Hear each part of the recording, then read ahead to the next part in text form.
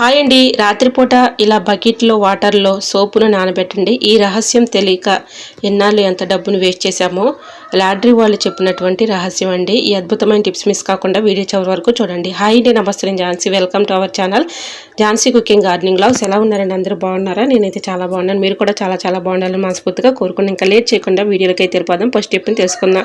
పెరుగు సరిగా తోడుకున్నప్పుడు ఇలా పచ్చిమిర్చి తొడిములు 2 వేసేసామనుకోండి, ఒక 1 అవర్ లోపలనే చక్కగా తోడుకుంటుంది. ట్రై చేయండి. టిప్ నెంబర్ 2, మనం మిక్సీ జార్లో కొద్దిగా పిండి ఉందనుకోండి, ఈ విధంగా మనం అందులో మిక్సీ జార్లో వేసి పట్టుకుంటూ ఉంటాం కదండి. పిండి పట్టుకునేటప్పుడు కొద్దిగా రైస్ వేసేసి ఈ విధంగా మనం పిండి పట్టుకున్నాం అనుకోండి, చక్కగా ఒదుగవుతుంది. పిండి కూడా మంచిగా టేస్టీగా ఉంటుందండి.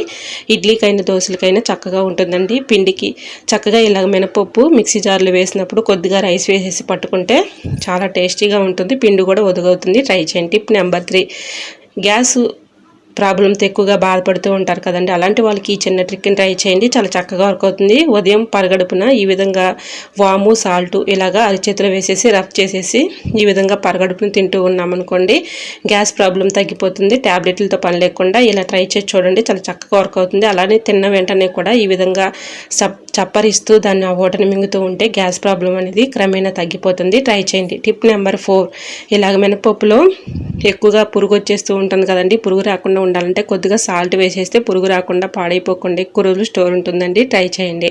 టిప్ నెంబర్ 5, ఈ టిప్ కూడా చాలా చక్కగా యూజ్ అవుతుందండి. వీడియోని ఎక్కడ కూడా స్కిప్ చేయకుండా చివరి వరకు చూడండి. ఇలా మనం వాటర్ క్యాన్లో వాటర్ తెచ్చుకుంటూ ఉంటాం కదండి. మనం ఎంత క్లీన్ చేసినా ఒక్కోసారి దాని లోపల మనకి తెలియని క్రిములు కానీ డస్ట్ కానీ ఫామ్ అవుతూ ఉంటుంది. బ్యాక్టీరియా కూడా ఉంటూ ఉంటుంది. అదంతా కూడా పోవాలి అంటే ఈ చిన్న ట్రిక్ని ట్రై చేయండి. ఇలా వాటర్ క్యాన్లో కొద్దిగా రైసు, రాళ్ళుప్పు, అలానే ఒక నిమ్మరసం, ఒక హాఫ్ నిమ్మరసాన్ని కూడా అందులో వేసి ఆ తొక్కను కూడా అందులో వేసుకుని కొద్దిగా హాట్ వాటర్ పోసుకొని ఇలా నానబెట్టుకున్నాం అనుకోండి, చక్కగా మనకి లోపల మనకి తెలియని క్రిములు ఉన్న బ్యాక్టీరియా ఉన్నా కూడా అంతా కూడా తొలగిపోతుందండి. మళ్ళీ హాట్ వాటర్ పెట్టి ఈ విధంగా క్లీన్ చేసుకుంటే ఎటువంటి క్రిములు ఉన్నా అలానే బ్యాక్టీరియా ఉన్నా తొలగిపోతుంది. డస్ట్ ఉన్నా కూడా పోతుందండి. మంచి స్మెల్ అయితే వస్తుంది. ట్రై చేయండి. టిప్ నెంబర్ 6, మనం ఏదైనా కొత్త వస్తువులు కొన్నప్పుడు కానీ స్టీల్ బాక్సెస్ కానీ లోటాలు కానీ గ్లాసులెస్ కానీ ఇలాంటివి చిన్నవి కొనుక్కుంటూ ఉంటాం కదా. అవి కొన్నప్పుడు ఇలాంటివి కొత్త స్టిక్కర్స్ అయితే వస్తూ ఉంటాయి కదా. అవి మన చేతితో తీయాలని ఎంత ప్రయత్నించినా అవి సగం వస్తుంది, సగం రాదు కదా. ఈ చిన్న ట్రిక్ని ట్రై చేయండి. గ్యాస్ స్టవ్ ఆన్ చేసి గ్యాస్ స్టవ్ మంట పైన ఈ విధంగా అక్కడ స్టిక్కర్స్ని కొంచెం హీట్ చేస్తే చాలండి. చాలా ఈజీగా సింపుల్గా ఇలా స్టిక్కర్స్ అయితే తీయొచ్చండి. మనం చేతితో ఎంత తీయాలని ప్రయత్నించినా సగం వస్తుంది, సగం రాదు కదా. ఇలా ఈజీగా స్టవ్ మంట పైన ఇలా హీట్ చేస్తే చాలండి. చాలా ఈజీగా సింపుల్గా ఇలా స్టిక్కర్స్ అయితే తీసేసుకోవచ్చు.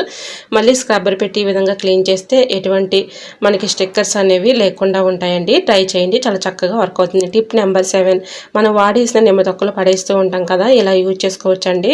ఇలా మనం ఫ్రిడ్జ్ ఎంత క్లీన్ చేసినా కూడా ఒక్కోసారి బ్యాడ్ స్మెల్ వచ్చేస్తూ ఉంటుంది. ఇలా ఏదైనా ఒక బౌల్ తీసుకొని అందులో మనం వాడేసిన నిమ్మ తొక్కలైనా పర్లేదు, ఒక హాఫ్ నిమ్మ బద్ద అయినా పర్లేదండి. దీంట్లో కొద్దిగా బేకింగ్ పౌడర్ వేసేసి ఈ విధంగా మనం ఫ్రిడ్జ్లో పెట్టుకున్నాం అనుకోండి, ఎటువంటి బ్యాడ్ స్మెల్ లేకుండా మంచి స్మెల్ వస్తుంది. ఆ బ్యాడ్ స్మెల్ అంతా కూడా అది పీల్చుకుంటుందండి. ట్రై చేయండి.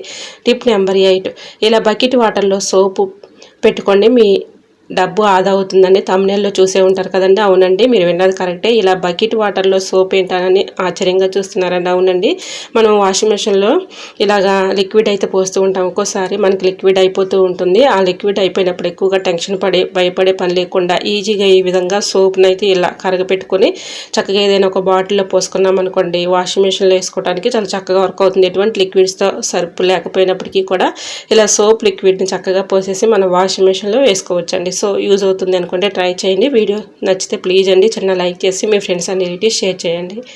ఫస్ట్ టైం మన ఛానల్ ఎవరైనా చూస్తుంటే ప్లీజ్ అండి ప్రీవియస్ వీడియో చూసి మీకు నచ్చితేనే ఛానల్ని సబ్స్క్రైబ్ చేసుకోండి. ఇంతవరకు మన ఛానల్ని ఎంతగానో ఆదరించి సపోర్ట్ చేసి సబ్స్క్రైబ్ చేస్తున్న ప్రతి ఒక్కరికి కూడా చాలా థ్యాంక్స్ అండి. ఇలానే సపోర్ట్ చేయండి. మరికొన్ని టిప్స్తో మళ్ళీ మీ ముందుకు వచ్చేస్తాను. అంతవరకు by by. Thanks for watching.